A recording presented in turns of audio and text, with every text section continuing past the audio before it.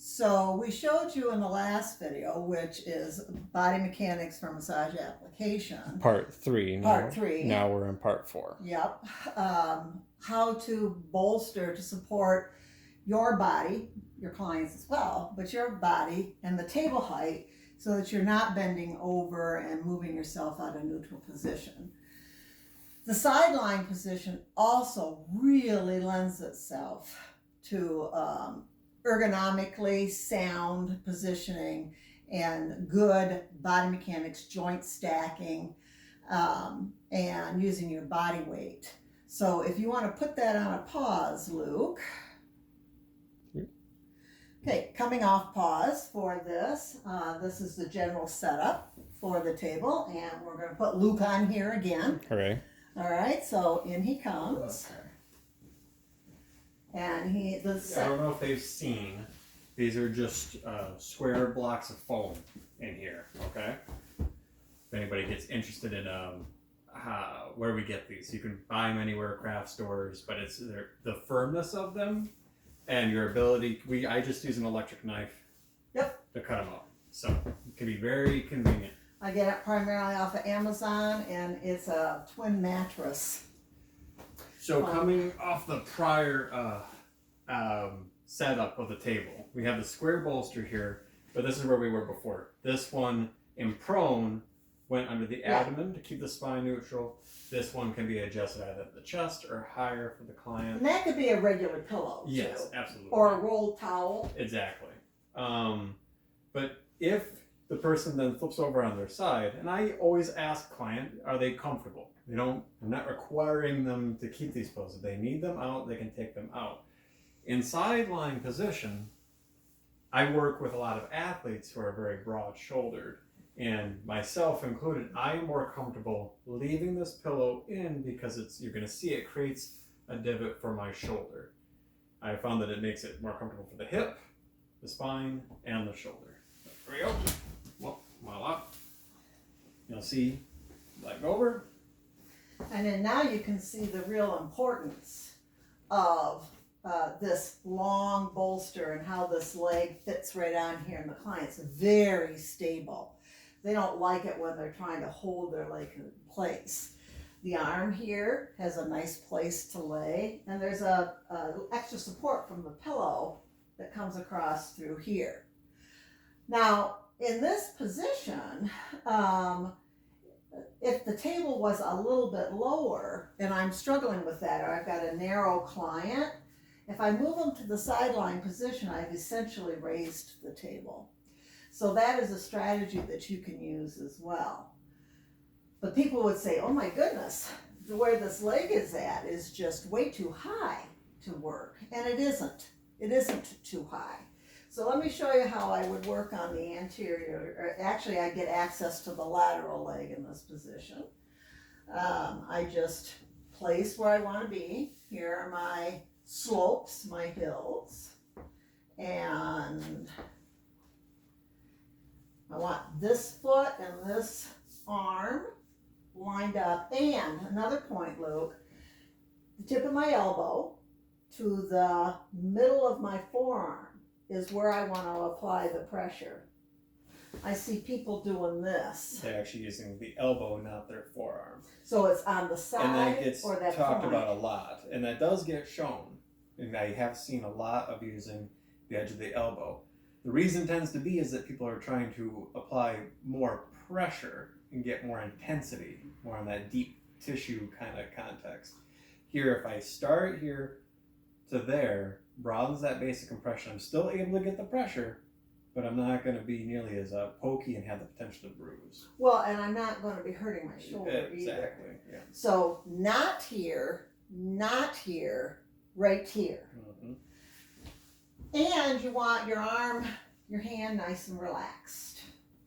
So there it is. Just put that right there. I'm standing up. And then it's just the same old thing.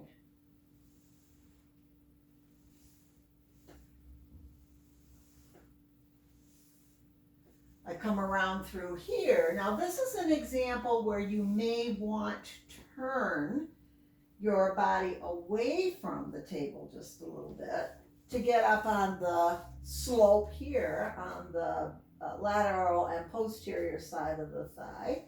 So same idea, front foot and arm, but with this, I'm facing parallel to the table as opposed to right up against it. And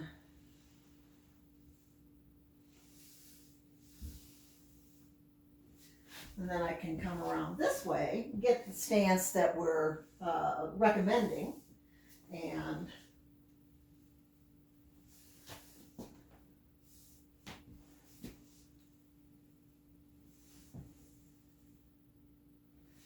now this is a great position for the arm.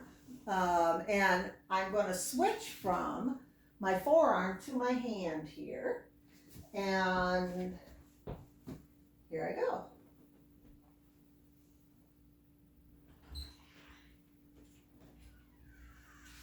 So then I can go behind the table, and I've got access right here to work with this arm without having to bend over. Now, as we do more demonstration videos, you'll see us using these kinds of positions. I can also get to the neck area and the head with our faces away from each other. And I don't, as we're considering trying to avoid face-to-face contact through here, I can get a lot of that contact. Oops, I messed your hair up, Luke. Now in the back leg, and we'll show that, I'm going to have Luke get up off the table and pause it, and then we'll have you turn around. I suppose we could just turn you around. Yeah, that might be. That might be prudent. Yes. There you go. Ta-da! There we go. Okay. So, with the positioning here, I might again say, Luke, can you move a little closer to the edge of the table here? And here are my slopes that I'm going to work with. And I'm right on the edge here of whether or not forearm first is the best or the palm of my hand. Here's how I make that decision. This is a big area. I'm going to use my forearm. And I'm not way out of neutral with that. And I can adapt by bringing my back leg a little further apart. Get your depth first. Now, if I want to address the calf, then I'm going to turn around. And this is smaller. This might also be a place that I would choose to work with the palm of my hand. This is what this arm looks like from the back.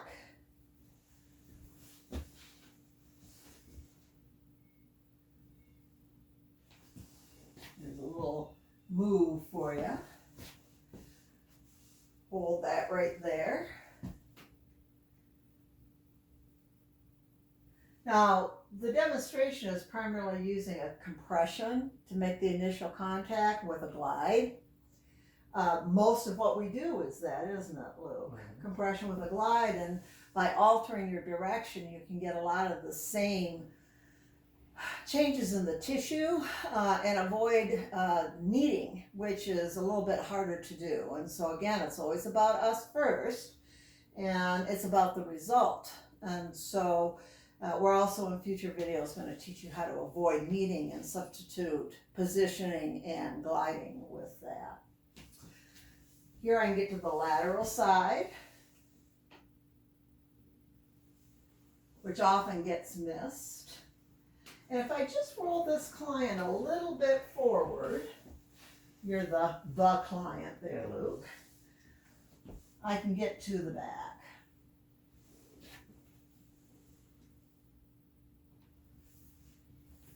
Come up into the shoulder area here.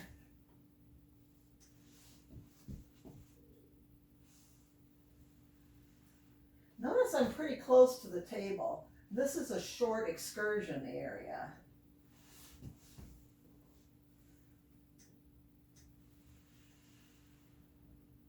And then again, I can get into working with the scalp and the cervical area. Okay, what do you think? Perfect. All right. Reinforcing a couple points there is showing her steps and how she's moving around the table and the choices as to where to work. Kind of, I mean, she initially showed like this kind of motion. It looks a little robotic, but this movement of looking for these hills and being able to just use these shorter gliding excursions to be able to more effectively get to the tissue. The other adaptation, I'm not sure how good my feet are able to be seen, but if I have to make an adaptation to be able to use the forearm for that bottom leg as you were indicating, the adaptation should not be at the spine. Right. If you're going to get lower, just lengthen your stance a little bit and or widen your stance a little bit. And that'll bring you down. It's not optimal, but if we only do that occasionally, same thing, use our hands, but use our hands less. We're going to have a wider or longer stance in order to get a little lower. That's fine for a short duration. I just can't do it all the time. So, on to the next one. There you go.